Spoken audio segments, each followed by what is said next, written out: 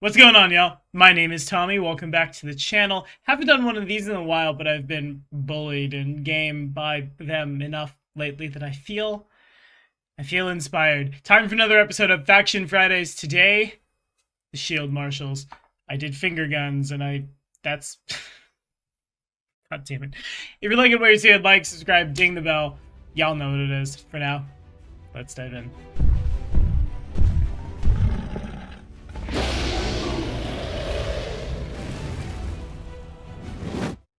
Okie dokie. So before we talk about the Shieldmarshals, we should probably touch on their homeland really quickly. I recorded a video so long ago on like my webcam mic about the Mana Wastes, and you can follow this card right up here to catch up on that. In short, imagine, if you will, a world in where magic doesn't work reliably. You are wedged between two very powerful warring states, so powerful and so magical, in fact, that they've blighted the entire land in which you live. And yet you have to exist, you have to provide for people, you have to feed people, and like keep them from being eaten by zombies and oozes and mutants and stuff. The Shieldmarshals have to fill a lot of different roles.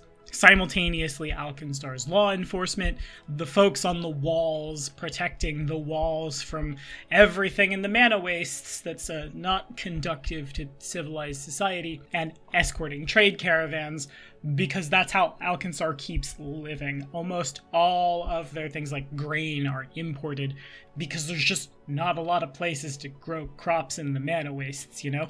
Becoming a Shield Marshal is also one of the easiest and probably the most legal, unless you have a lot of money, ways to get a hold of a firearm within Alkenstar. Serving requires, as you might imagine, a copious amount of commitment, and additionally pays pretty darn well, which tracks because you never know when some gigantic mutated thing is going to try to clamber over the walls, or when suddenly you're shooting like oozes and zombies out in the middle of the wasteland. But as power often does, it corrupts. It wasn't that long ago in Galorian's history, 4718 if you look in Guns and Gears, where an investigation into missing weapons ended up exiling a couple hundred Shield Marshals into the Mana Wastes because they done fucked up, which left a wide hole that needed to be filled, of course, which makes for a great opportunity if you are running a campaign within the city of Smog to introduce a character as a Shield Marshal. Want to make your town a better place?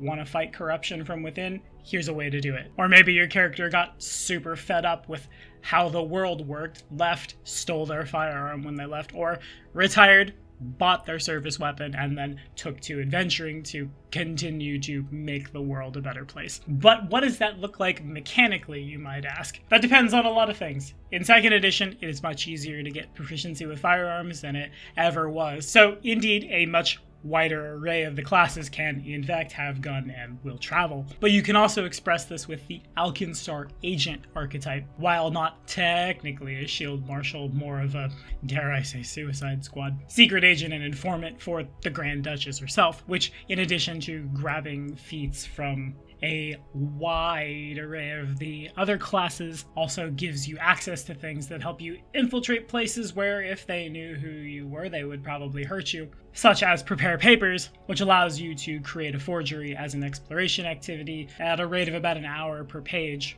establishing the fact that, yeah, no, in fact, you're totally not wearing a wire. Or for 2 actions, flash your badge. Roll Intimidate to demoralize. It gains the visual trait and affects a 30-foot cone. In 1st edition, the Shield Marshal was a prestige class available to anyone with the gunsmithing and quick draw feats, 5 ranks in diplomacy, intimidate, knowledge, local perception, and sense motive, who also had a grit pool of at least 1 grit point and proficiency with at least 2 firearms, so like gunslingers, short answer. And it did a lot of things, a lot of really neat things. It was like taking a bunch of different classes and then gluing them together to make a better altogether whole. Feels very inquisitory with legal judgment, don't call it judgment. Gets bonuses in urban terrain a la a ranger, as well as the quarry ability, and at the cap can expend 1 use of their legal judgment to create a non-magical effect equivalent to discern lies, or expend 1 as part of initiative or a charisma-based skill check to take 20 on the check. But most importantly,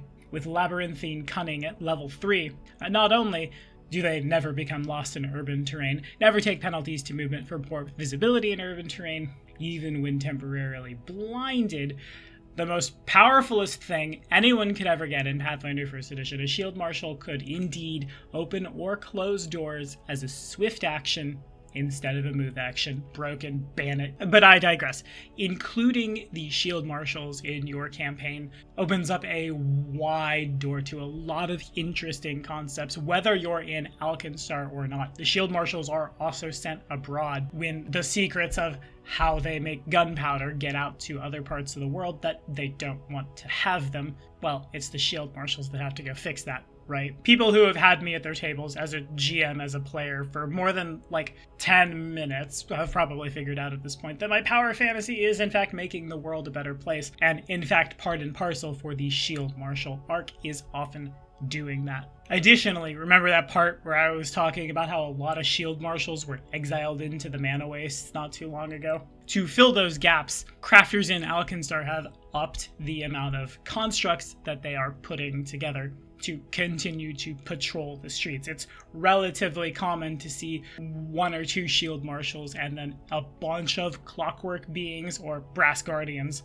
doing a lot of the heavy lifting in Alkenstar proper. That's one of the coolest things about Alkenstar, right? Magic doesn't work, so we have to invent new methods of taking care of ourselves and making businesses work and so on and so forth. And that's the first step towards everything is automated. People don't have to work in order to survive because things are going to be able to run. However, when constructs are the ones patrolling the streets, keeping people from robbing and murdering and stuff, the problem with that is an unthinking construct, can't judge the morality of orders, can't do anything but follow if-then statements or direct directives from their Shield Marshal handlers, which obviously is a recipe for things have gone horribly wrong. And the narrative writes itself, right? The arc of progress and getting rid of people who would use that progress for their own selfish ends such that everyone can benefit. It's a very interesting narrative, I think. To say nothing of